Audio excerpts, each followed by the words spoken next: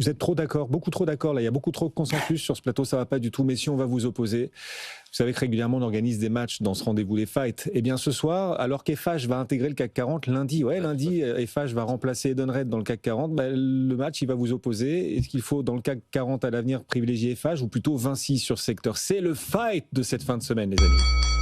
Fight.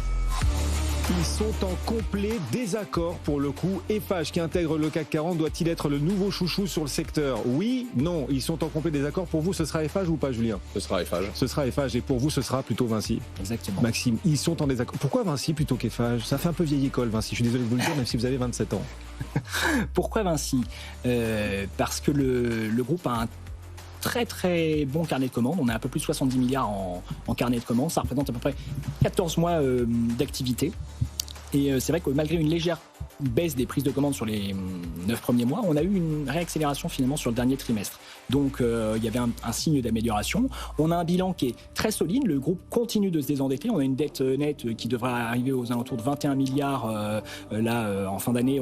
On aura un levier à peu près à 1,4 fois l'EBITDA, alors que sur EFH, on sera plutôt à 2,4 fois. Donc le profil n'est pas pareil.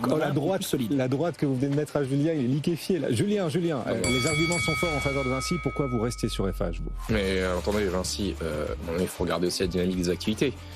Désolé Vinci, mais ils ont deux joyaux de la couronne qui sont les aéroports et la branche énergie et Cobra IS, tout ce qui est construction, énergie, gestion de projets énergétiques.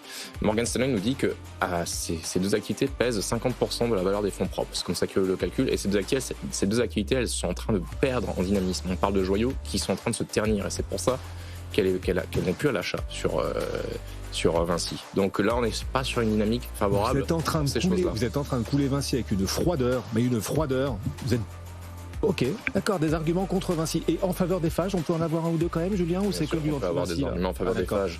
Là, vous étiez en mode killer, là. Bien sûr, je suis en mode killer, toujours. EFH, elle est plus exposée, proportionnellement, parce qu'elle est moins diversifiée, au plan de relance allemand. Il suffit qu'il gagne un peu en vigueur, qu'il crée de la surprise pour que EFH reparte encore plus. Première chose. La division énergie d'EFH, on a aussi tendance à la sous-estimer, parce qu'on regarde plus SPI, ou justement la division énergie de Vinci. Ça peut jouer. Et une toute dernière chose, il y a la participation dans Getlink, qui en fait leur permettent de rallonger leur portefeuille de concessions. Dans les cliniques? Non, pardon, dans Getlink. Dans quoi? Getlink. Ah, Getlink. J'ai compris, dans les cliniques. Mais faut parler plus fort, Julien. On est dans le fight ici. L'opérateur du tunnel sous la Manche. Ça, pour toutes ces raisons, EFH, c'est un potentiel de hausse. Alors là, franchement, 2 buts à 1 pour le coup. Maxime, vous avez l'occasion d'égaliser, voire de gagner, mais il ne vous reste pas 20 secondes, quoi.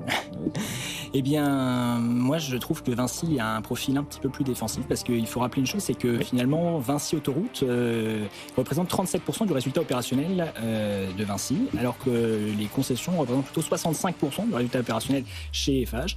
Et quand on sait que le climat est peut-être pas orageux en France sur les concessions, mais peut-être pas non plus au beau fixe avec cette instabilité politique, eh bien, nous, on a envie de jouer un petit peu la prudence, sachant que Vinci est aussi plus diversifié à l'international. Mais bien sûr. Voilà. Vinci gagne. Enfin, Vinci gagne. Vous m'avez plutôt convaincu, Maxime.